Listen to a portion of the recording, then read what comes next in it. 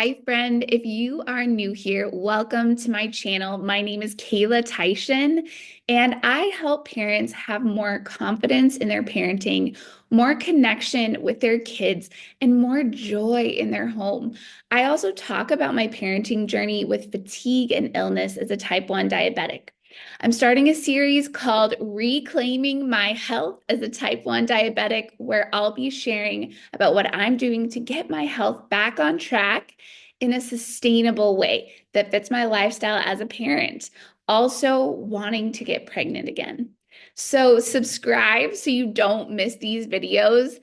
And if you're a parent looking for support, check out the other videos on my channel for evidence-based support for raising kids in a way that's respectful, that's introspective, and that ultimately leads to deeper relationships with your children.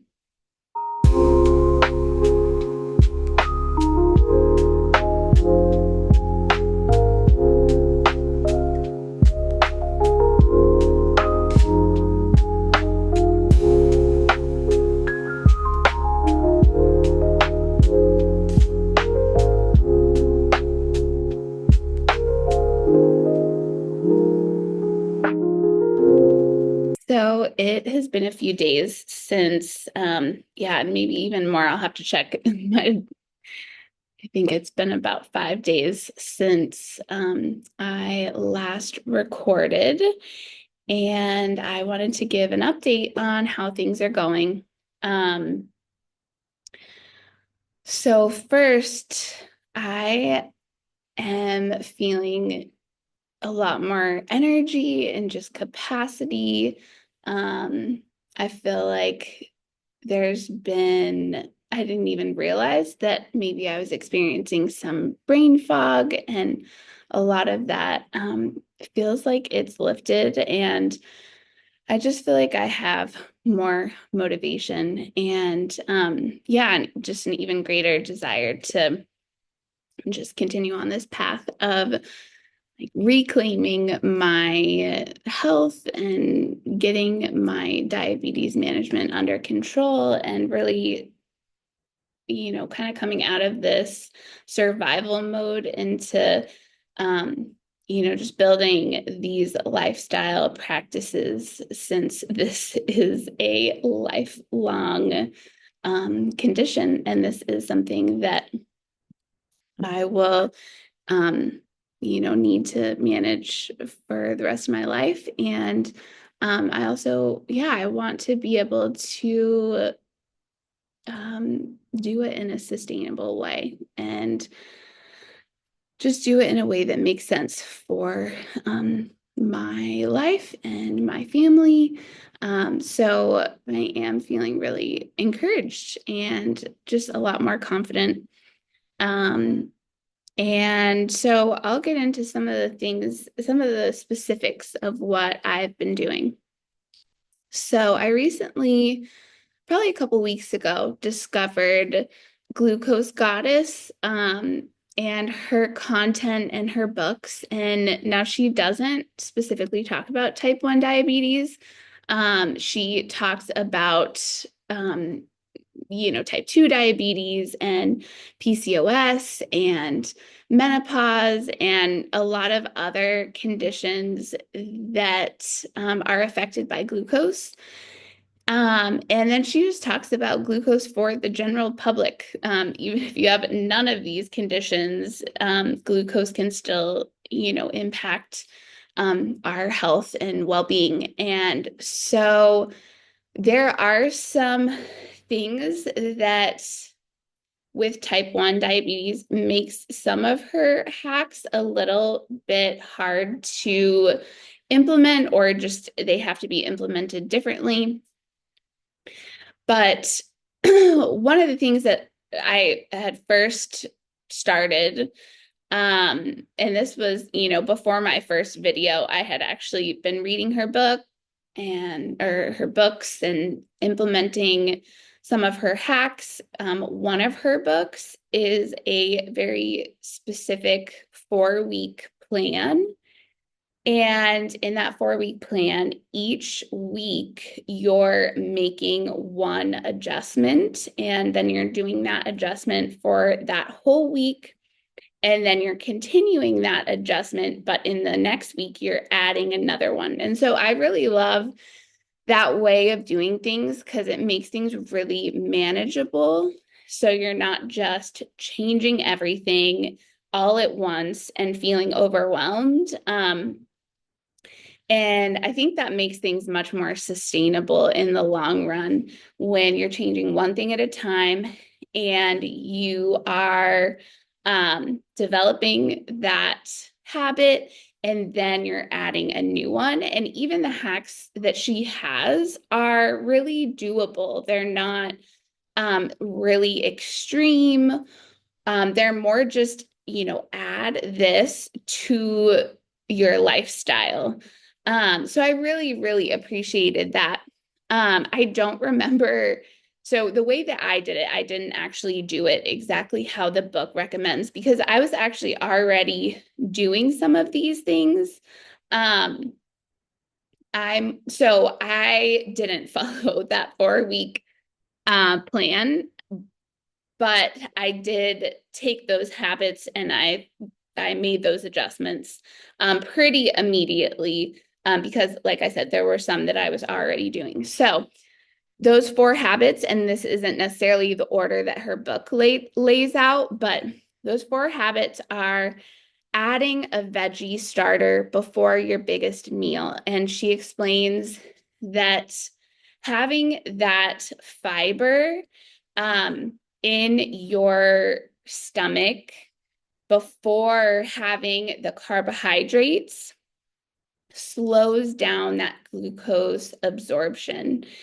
And it helps, instead of that spike of glucose, it helps it to steady out. And so that was one that I was not doing, and started implementing. And I think that one's just such a great one because you're also just adding in more vegetables to your diet, which of course is a good thing no matter what. And some of the meals that I was already eating, of course, had veggies in them, which is fine. I kept those the same. I just added veggies to the beginning of that meal. So what my family has done for the last year or so, anyways, before dinner, we already had started a habit of cutting up veggies like cucumbers, carrots, and bell peppers, usually, and just having a bowl of them. That's usually when my children, I'm in the middle of cooking dinner and all of a sudden they're starving and demanding that they need to eat right this second. Otherwise, the whole world will end. And so this actually already became a really great way to, meet their need for food, for immediate food, but not snacky food that's going to fill them up before dinner. So, and obviously nutritious food. So we would put a bowl of cut up veggies on the table, and that was available for anyone to eat before dinner as I'm cooking. And that really helped to solve that. And that really did help my children in those moments. It also helped them eat and try more veggies. They weren't necessarily the biggest vegetable eaters, and a lot of times, I mean, even still, they will, pick out the veggies of a meal and, put those on the side of their plate and not eat their veggies, but eat, the other things in the meal. And they still do that, but they actually have started to eat some of those veggies that we put out in the bowl.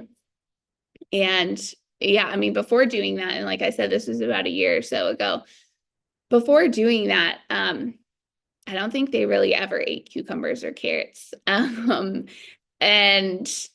they're still not so sure about bell peppers, but they will try them occasionally. And yeah, they definitely are eating more of the cucumbers and carrots and whatnot. So up until recently, I wasn't really focused on eating those veggies though.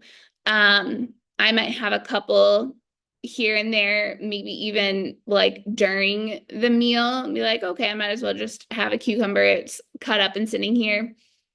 But I really started to be intentional about once I sat down for dinner,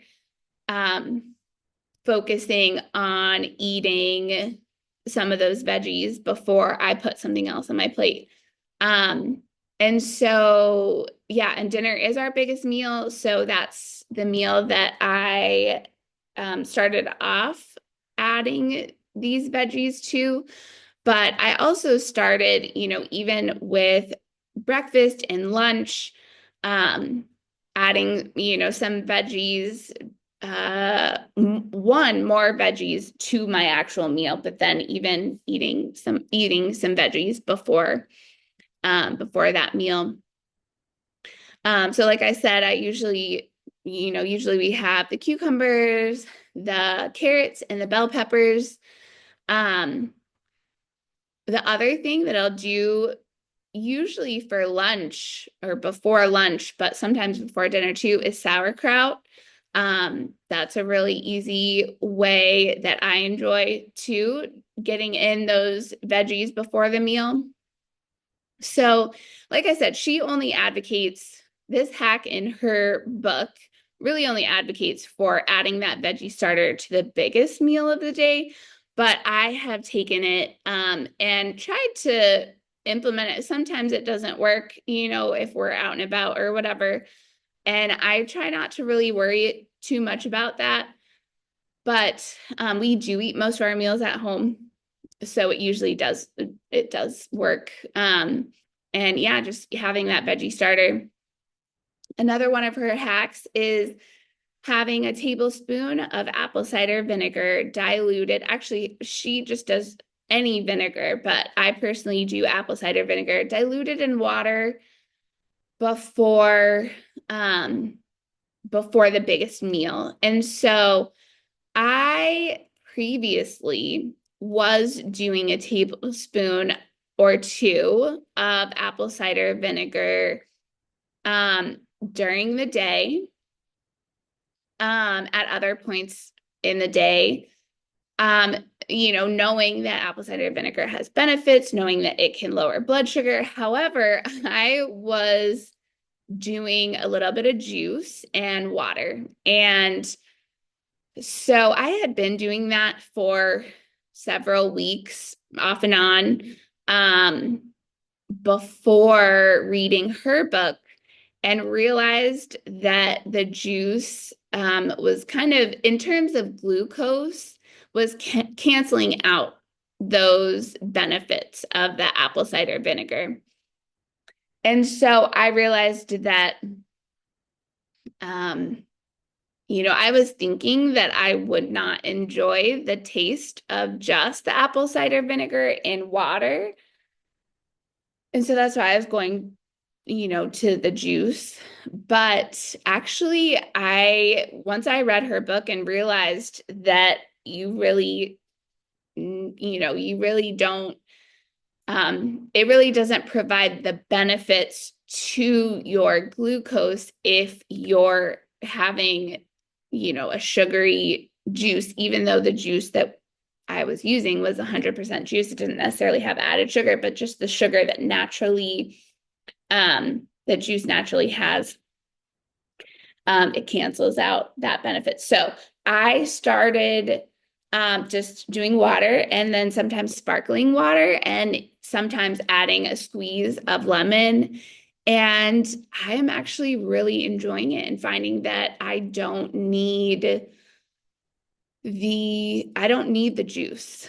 And so I'll take, maybe a cup like this, a tablespoon of apple cider vinegar, and then maybe fill it to here with water or sparkling water, maybe add a squeeze of lemon. And I'm really enjoying that before dinner. And sometimes I can't drink it all before dinner. And so I'll have it during the meal. And so what she says is, the ideal way to do this is to have it before your biggest meal, before that veggie starter, but ultimately just do whatever you can do to have that tablespoon. So yeah, sometimes if I can't, I'm not going to chug it, and if I can't drink it all before the meal, then I'll have a little bit before and then during. And so her third hack in this 4-week program is to have savory breakfasts. And so she advocates for not having any kind of sweet carb, loaded breakfast, but to focus on proteins and a breakfast that's savory. That was pretty easy for us because we usually have eggs for breakfast anyways. We will make them in a variety of ways throughout the week. We'll do eggs and sweet potatoes. Right now, sweet potatoes are not in season here. We are living abroad, and so we're actually doing potatoes right now, which we actually prefer sweet potatoes. And when we find those, we'll switch back. But we'll do eggs like over easy. With sourdough toast. We'll do eggs with sausage or something like that. So, scrambled eggs. So yeah, we'll kind of cycle through these different ways of cooking eggs. And then one thing that we were doing was maybe once a week or so, we would do oatmeal. And so that is one of those things that she doesn't recommend. So what I will do is sometimes we'll make oatmeal for the girls and then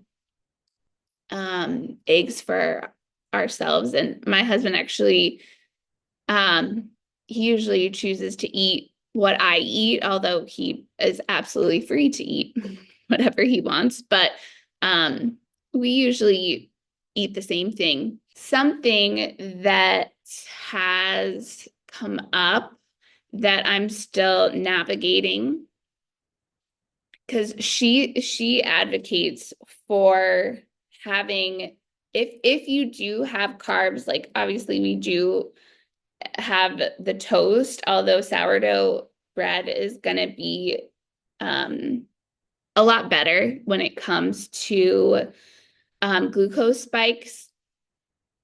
But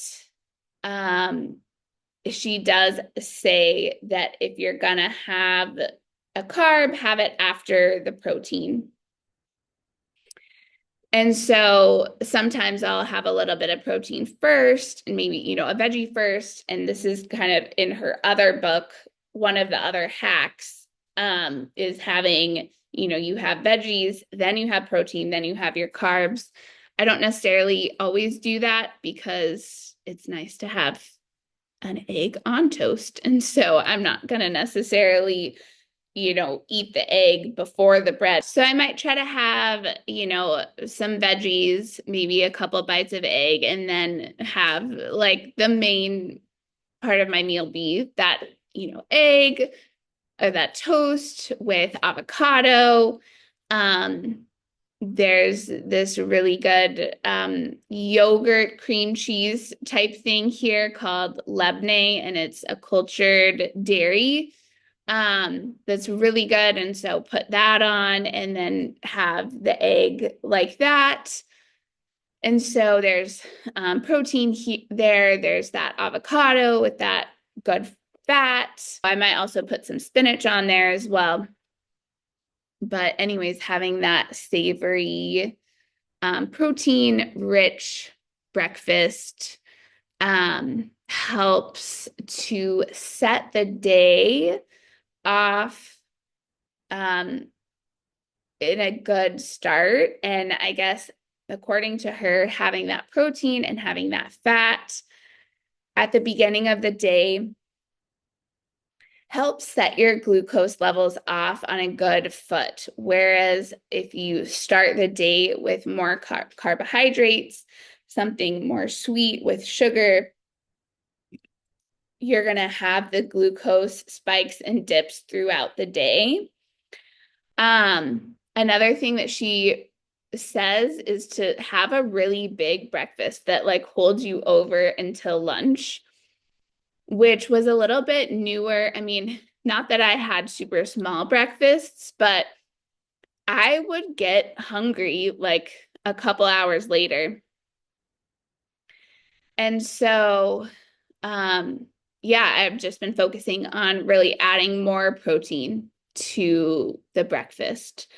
Maybe even, and this sounds like a lot. And so, I might have to adjust this as we, kind of see how things go. But, even just like also having like a bowl of yogurt with protein powder in there, and chia seeds, as just making sure that I'm getting getting a lot of protein and feeling full until it's lunchtime. So where this goes wrong with type 1 diabetes and being on insulin is that sometimes I will have lows in the morning. And that obviously requires immediate action and something that's sugary, something that's sweet before breakfast, which according to the glucose goddess and her hacks is not setting you up for success for the rest of the day. But I just do that. Obviously, I need to do that so I don't have those complications of going too low. But I'm curious, as I am adjusting things, as I am making these changes, I'm also, and I'll talk about this a little bit later, I'm also having to lower my insulin.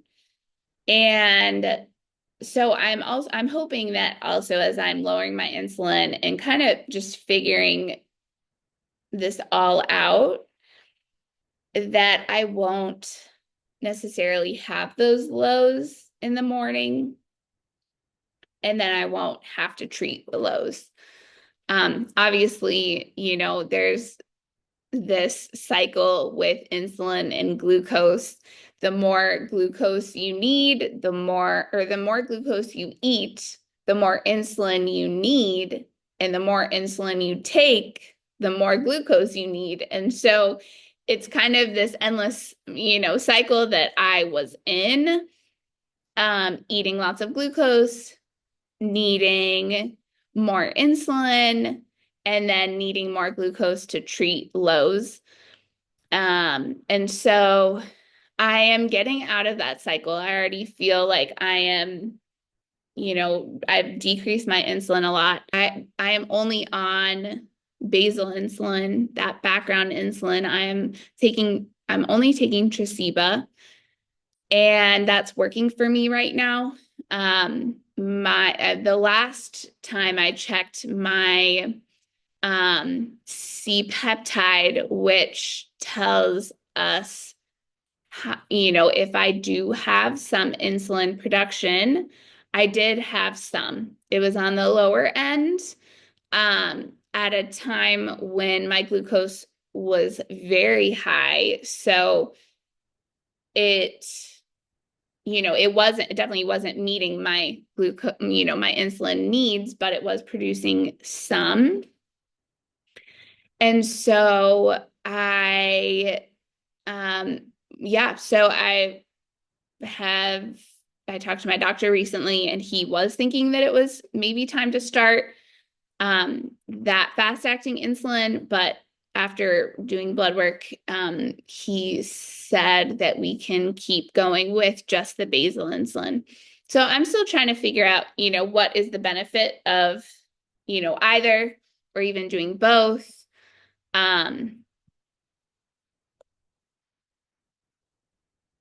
Oh, should probably take care of that. Not sure why it didn't go off, but let me take care of that. So this is what I've personally been using. Not necessarily just this brand, but these applesauce pouches to treat lows.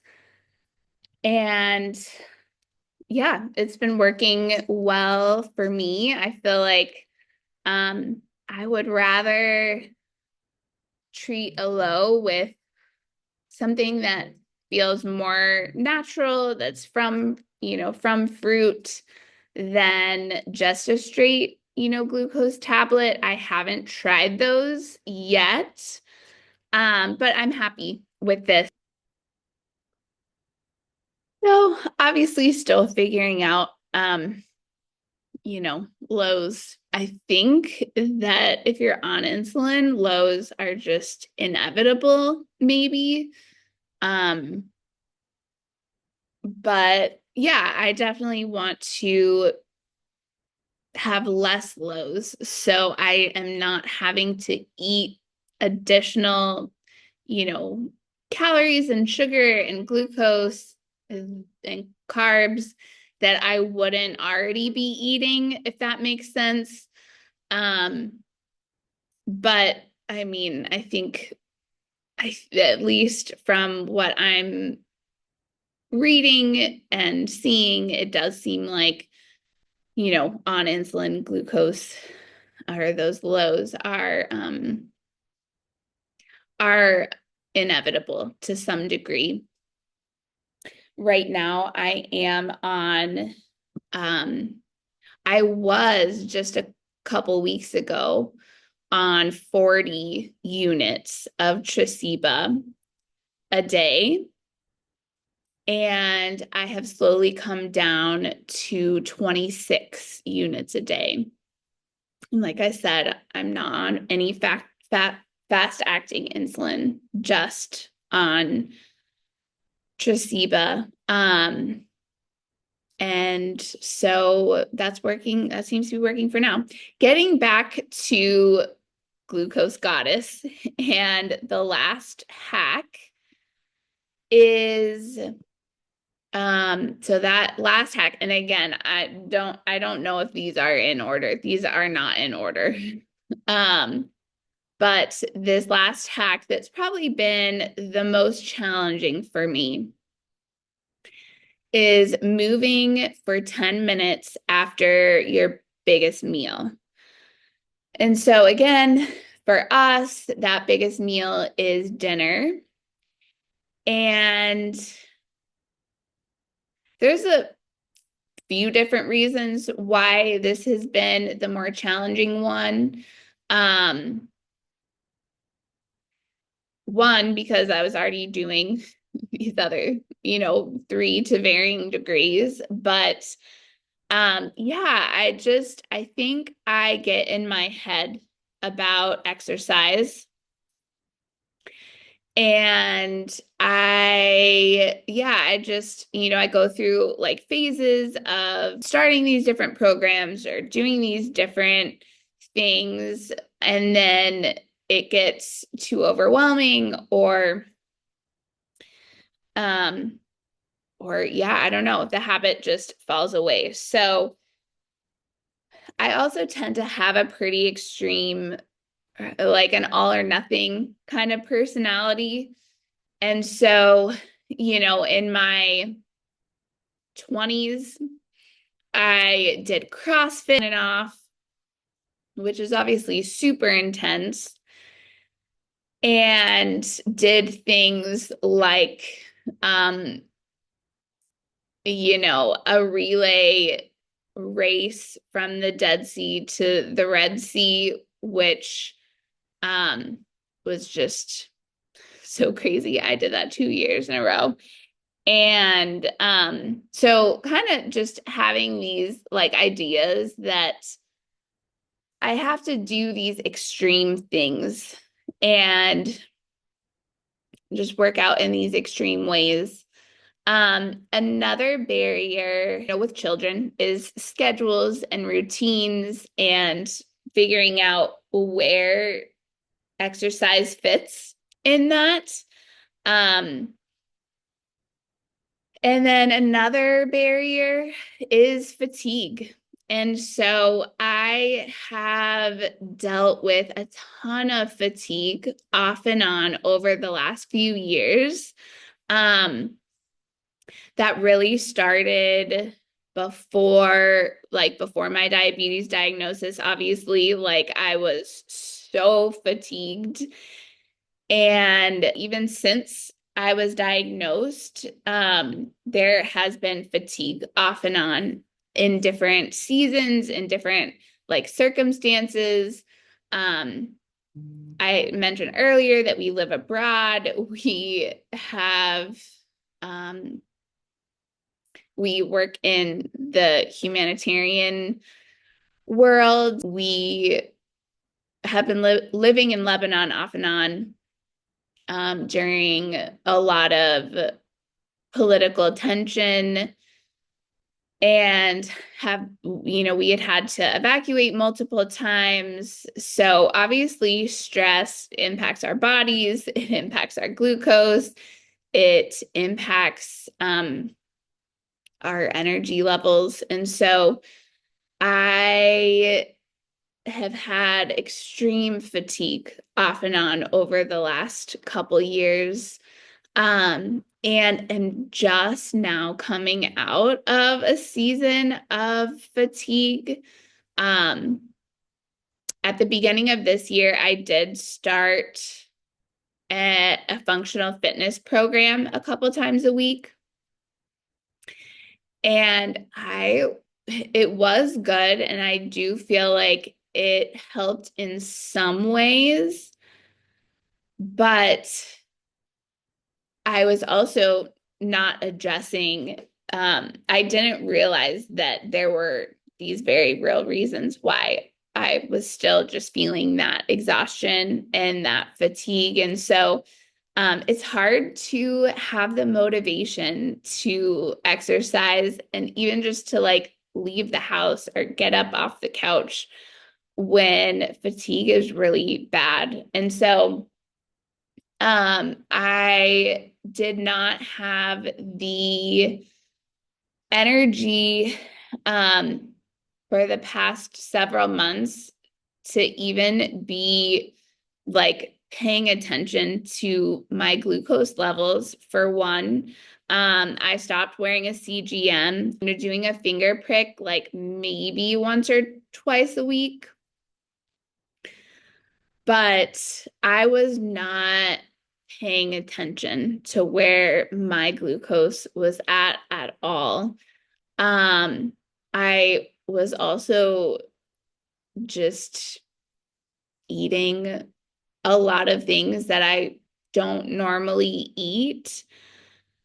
And yeah, just really going to food for one, like comfort.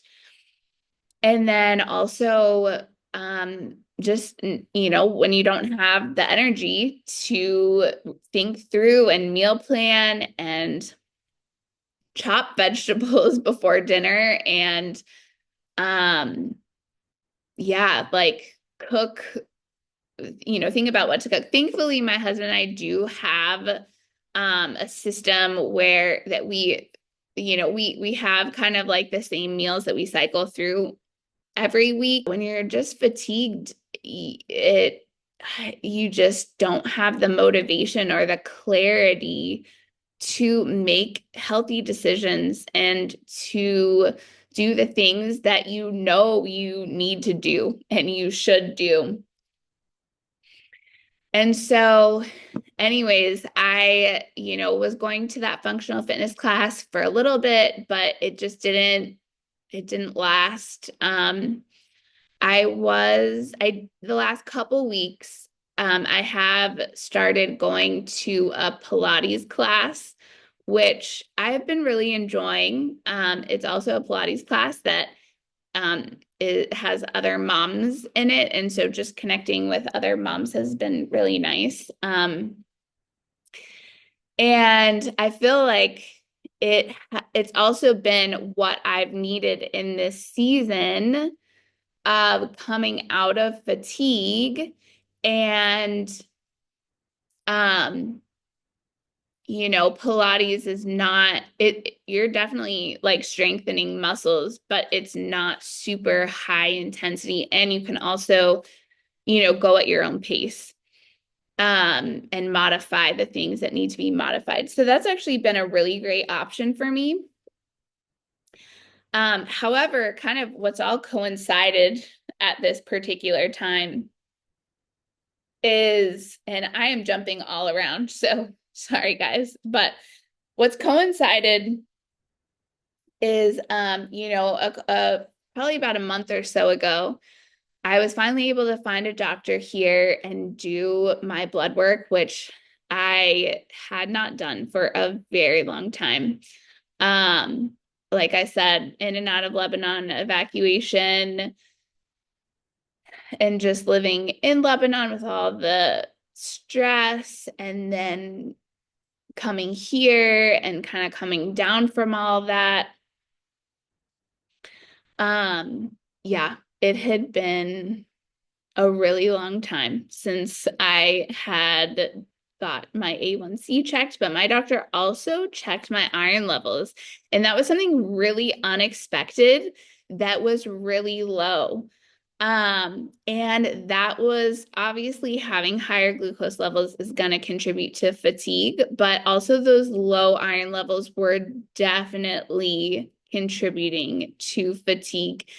And so at that point, a couple weeks ago, my doctor had me do an iron infusion, and I read that you probably start feeling the effects in a couple weeks, and it like over this past week, I just feel like I'm experiencing more and more energy, less fatigue, less brain fog, and I really do think that um, that iron infusion is probably a huge reason for that. So just a reminder to, check those other things. I don't know if that's a routine thing that's checked every time you get your A1C checked, but I'm so glad that my doctor did check that because I'm sure, I mean, among the other changes that I'm making, but I'm sure that has been a huge impact on just this new place that I'm in of like being motivated and yeah, having the energy to make some of these changes. Um, so the other, as we back to glucose goddess and this fourth hack of movement after a meal, we, kind of having that like bigger, I guess, more extreme in a way is not super extreme, but just this ideal. My husband and I was like, okay, well, after dinner, how about we go for a family walk? That sounds, like that sounds great. That gives me the chance to walk And, you know, I don't know. I think just this idealized picture of what that would look like. And we tried that for several days, and it didn't meet that ideal picture that I had in my mind of a nice, you know, family walk while with everyone, you know, having good attitudes. And yeah, it was just kind of meltdown town. And you know, we would walk to this little playground down the street and the girls would play. And then, you know, of course, they couldn't walk back, or they, you know, brought their bike or their scooter. And of course, they could not ride their bike or scooter back. And yeah, it was just, and then, you know, it became a later night. And so we did try to move dinner earlier. And so the walk would be earlier. So bedtime would be earlier. But ultimately, I think it just became too much.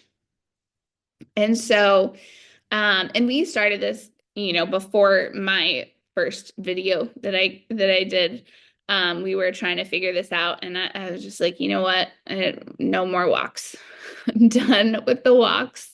Um, I don't know, maybe that's something that we do. Um, we try again and brainstorm, but I just didn't have the energy. I was like, you know, there's a very particular reason why I'm trying to do this, getting that 10 minutes of movement after the biggest meal. I was just like, you know what? I can move for 10 minutes in my house. And so, just yesterday, I was like, you know what? So there were several days where we just scrapped the movement piece.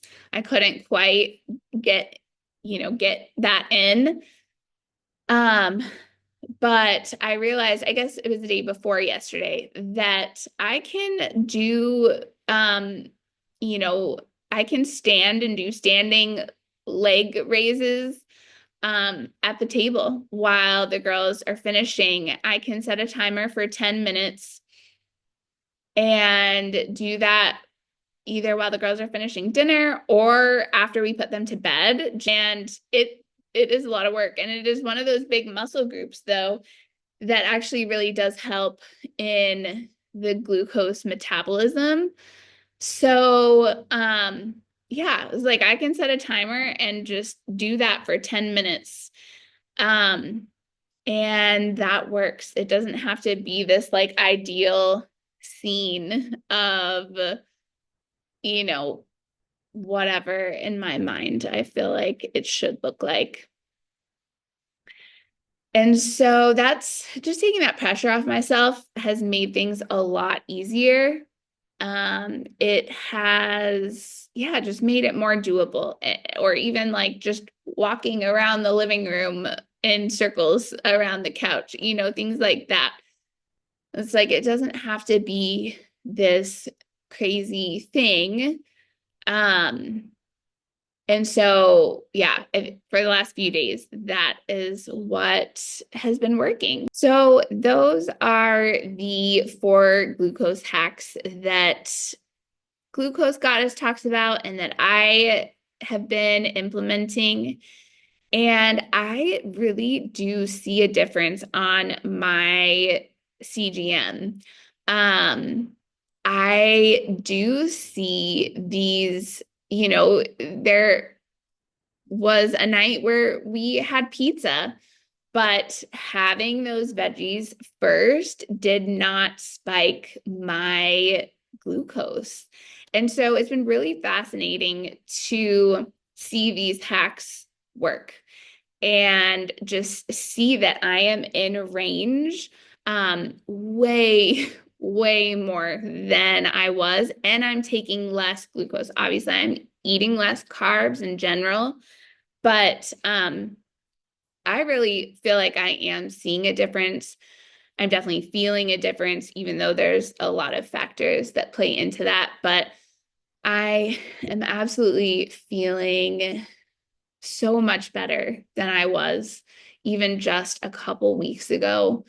And I'm really thankful. And I actually feel like just today, I have realized that I do want to do a bit more when it comes to exercise.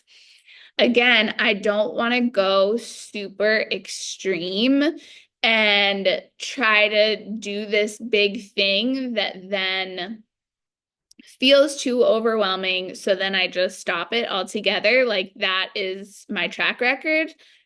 I really do want to do something that's sustainable and that's like building the habit little by little, so that I can make this a lifestyle.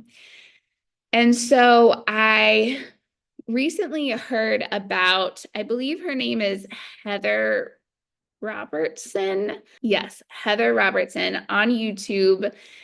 And all her videos are free. And she has like hundreds and hundreds of videos and programs. And so I have been thinking through and just kind of in the back of my head, like, okay, I do want to do something more, but how can I do it so that it's sustainable? And, I'm just starting out too, right? So I don't need to do something super crazy.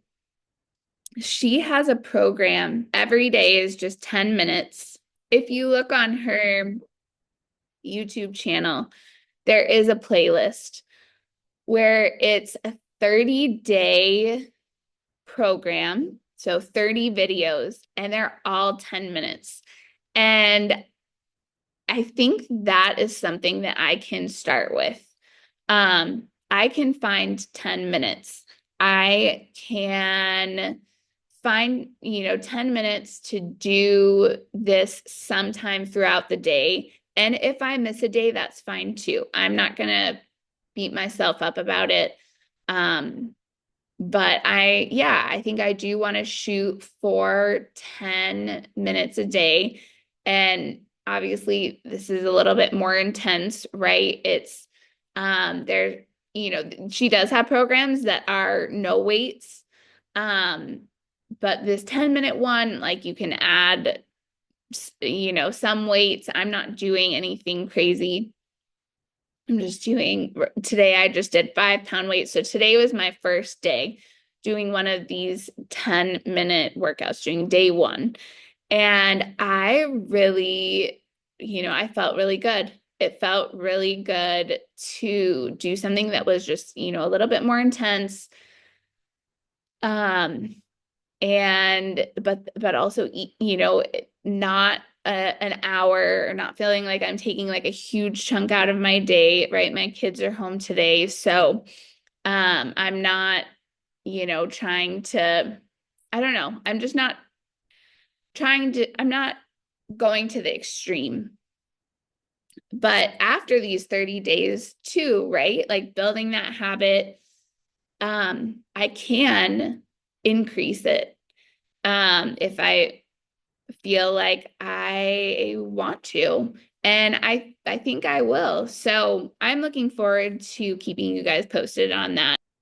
Thanks so much for watching my video. Leave any questions you have in the comments and I will get back to you. If you are needing support in your parenting and you're interested in working with me, check out my website, www.yourconsciousparentcoach.com. And don't forget to subscribe to my channel so you don't miss the next video.